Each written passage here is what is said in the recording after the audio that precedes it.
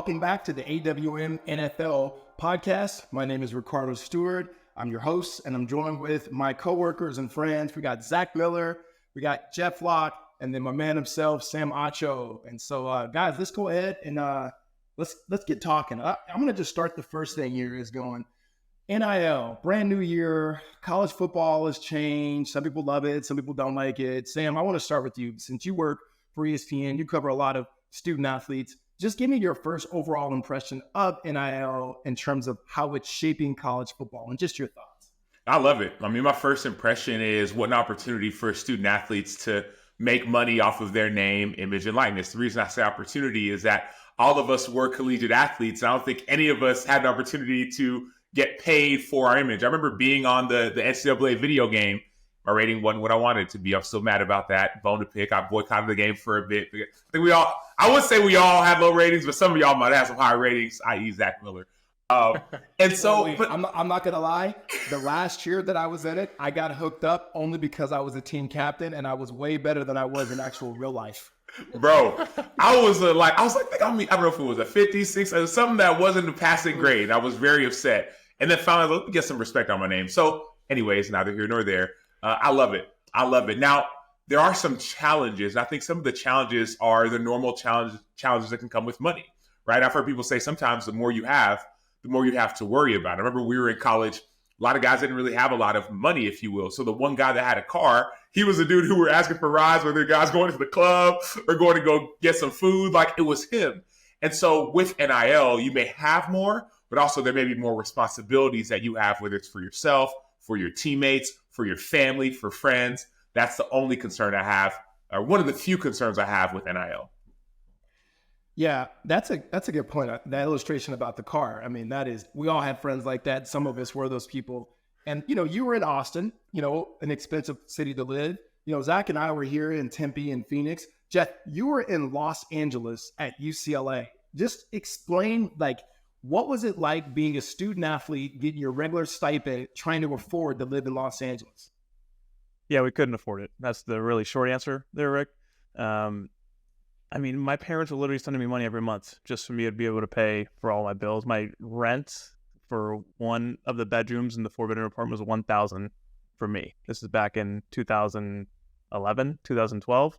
So it was very expensive. And this was back, kind of like Sam said, we didn't have bigger checks. We didn't have any extra money off the field. I was working summer jobs just to save up for when the checks were smaller in the summers. Everybody on this call remembers those summer checks.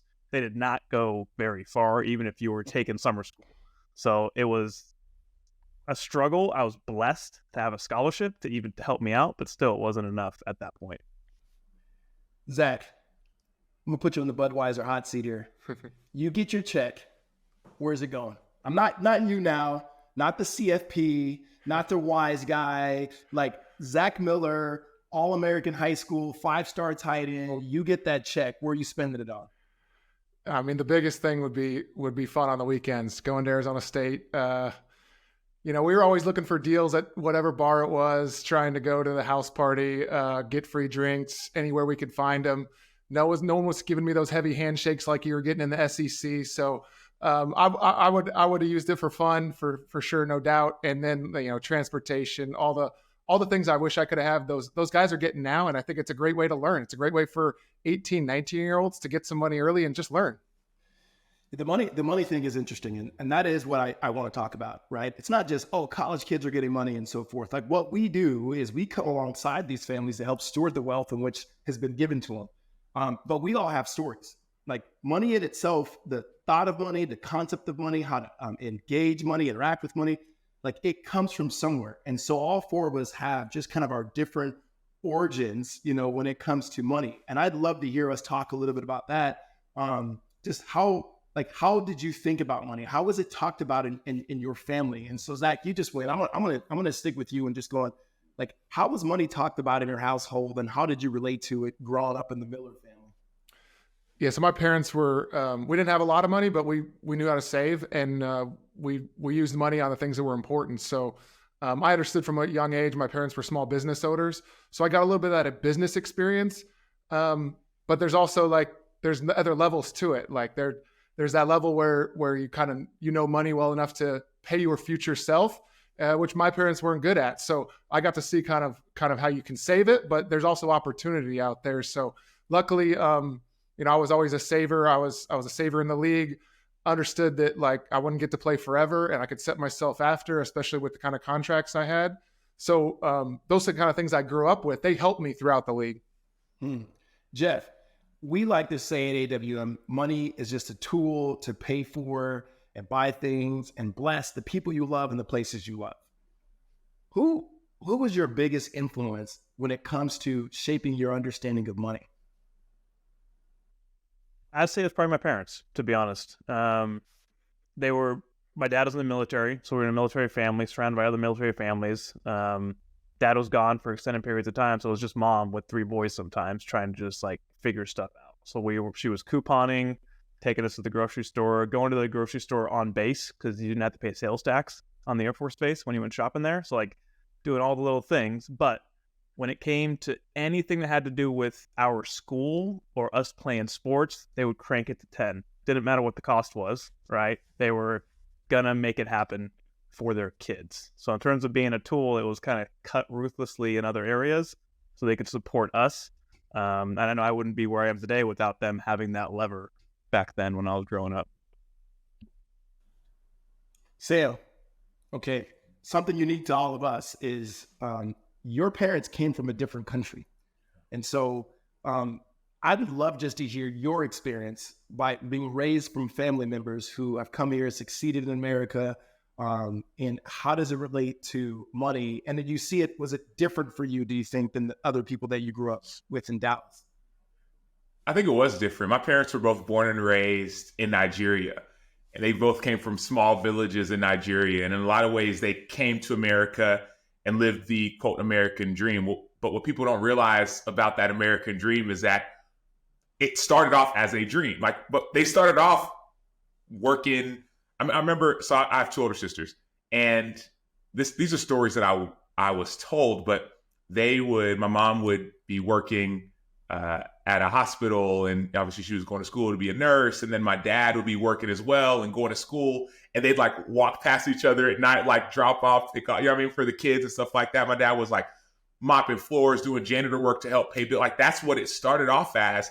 And then all of a sudden, like there's a verse in the Bible that says all hard work leads to profit, but mere talk leads only to poverty. Like that work worked, like the work paid off, right? Obviously by the grace and favor of God, all of a sudden they started business and started doing well and all these things. And so for us, I wasn't conscious of money, if that makes any sense. Like I knew that, I have 3 other siblings. It was we go to pay less. I was like, kind of figure it out, but then also my parents started a business, and all of a sudden, as I got older, I'm helping work at their business. And then like I'd see them, like, yes, we moved to a different house. It was bigger. It was like, whoa. But also I knew that every summer they would go back to Nigeria, and my parents started this medical missions trips. They would do a nonprofit, and they would do medical mission trips to Nigeria every summer. And so all of a sudden, yes, there's success in America. You go back to a developing country like Nigeria, and I mean, a lot of people in Nigeria would see Americans and be like, oh my gosh, like, does the money grow on trees over there? And so I got a chance to see what it's like to have, but also what it's like to give and to give back. And that was one of the biggest benefits, I would say, is that, and then go back to a verse in the Bible as well, it's better to give than to receive. I saw that up close and personal. Like, oh my gosh, yes, earning money is great. Making a ton of money is great. But also, man, when you give it away, man, there's a joy and a benefit and a lightness that comes with that. And so that was my experience with money growing up, and also seeing, my dad worked a ton, you know what I mean? It still works and loves his work, right? He's a doctor in mental health, a marriage counselor, pastors a church, he does business, all these things, and loves it. But also I noticed that work works, and also you can give back. Yeah. So my understanding and shaping of money, like growing up, were basically 2 ways. One, we grew up definitely below the means that we needed, you know what I mean? So we were constantly on, government assistance and so forth. My mom did as best as she could. She's worked Head Start her entire life, and she raised my sister, my brother, and myself. So that was that perspective of like scarcity, like, gosh, it's never enough. I can't wait till I have it. But on the flip side of it, I mean, just being honest with you, I was shaped by what I was listening to.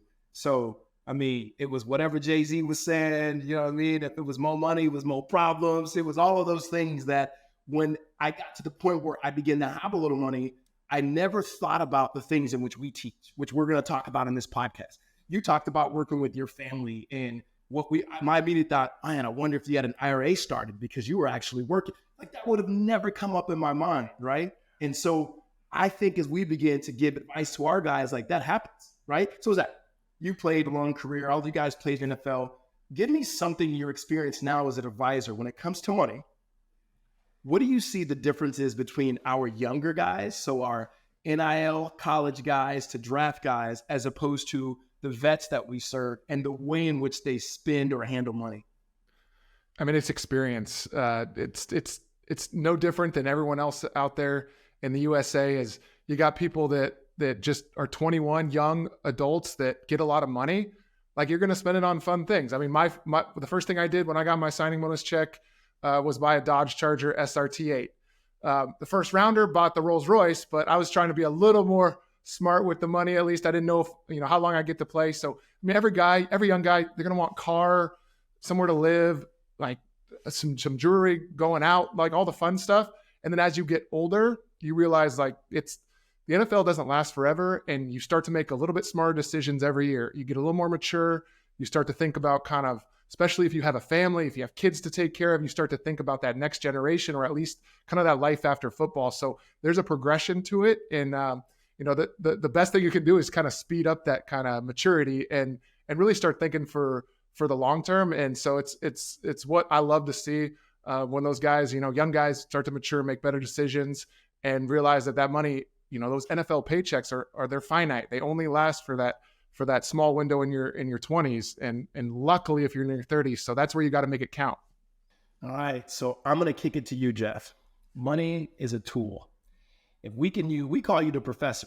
So in your professorish way, why don't you walk us out with the wisdom that you would give to young athletes, to veteran athletes who now have come upon quite a bit of money? I think the toughest thing is, and I think everyone on this call can relate to this, is actually figuring out what's important to you and what you value, right?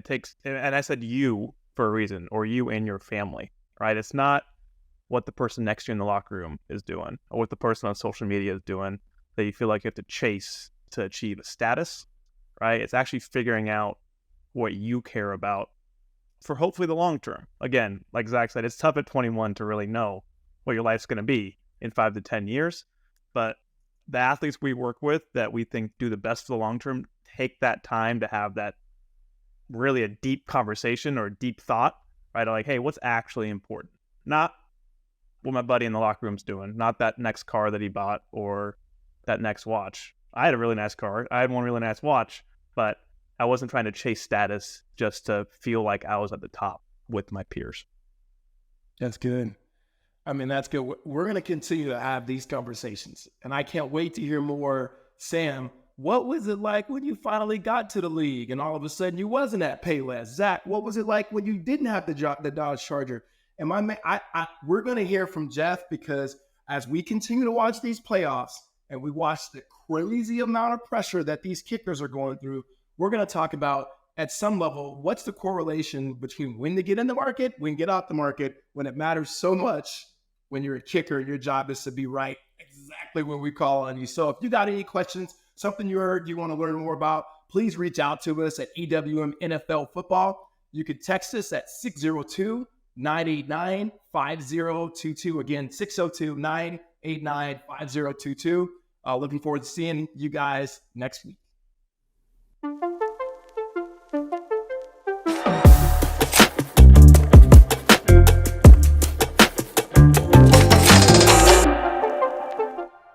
The information in this podcast is educational and general in nature and does not take into consideration the listener's personal circumstances.